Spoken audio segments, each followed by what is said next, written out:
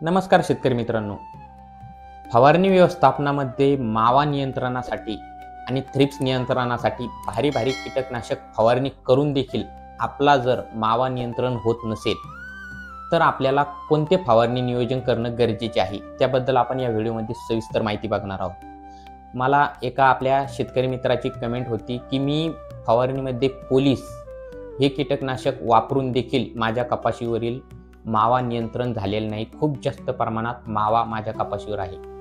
तर शेतकरी मित्रांनो, अशा परिस्थितीमध्ये होतं काय, एक तर त्या कीटकाचा आपण जी फवारणी करतोय त्या औषधाप्रती प्रतिकारक क्षमता त्या कीटकांची खूप जास्त झालेली आहे, त्यामुळे आपल्याला त्या कीटकावर नियंत्रण मिळवणं कठीण झालंय। यासाठी आपण काय करू शकतो, एक तर आपल्याला औषध बदलणं लागेल किंवा आपल्या औषधाचं प्रमाण आपल्याला डबल करणं पडेल।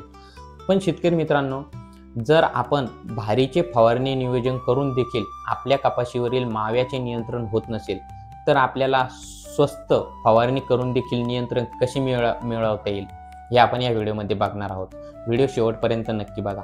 व्हिडिओ आवडला तर लाईक नक्की करा, आपले काही प्रश्न असेल तर कमेंट करू शकता, चॅनलला सबस्क्राईब नक्की करा। शेतकरी मित्रांनो, जर पोलीस सारखं कीटकनाशक फवारून देखील जर मावा नियंत्रण मिळत नसेल तर आपल्याला यावर एक तर आपल्याला फ्लुनोकोमाइड 50% WDG फॉर्ममधलं उलाला हे आपल्याला प्रतिपंपासाठी कमीत कमी 8 ते 10 ग्रॅम प्रतिपंप वापरणं गरजेचे आहे।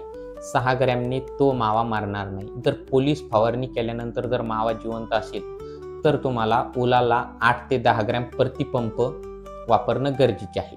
शेतकरी मित्रांनो, किंवा तुम्ही यामध्ये मोनोक्रोटोफॉस 36% जे की मोनोशिल म्हणून प्रसिद्ध आहे त्याचा वापर आपण प्रतिपंपासाठी 40 ml जर केला तर आपल्याला 100% मावा नियंत्रण झालेलं बघायला मिळणारच।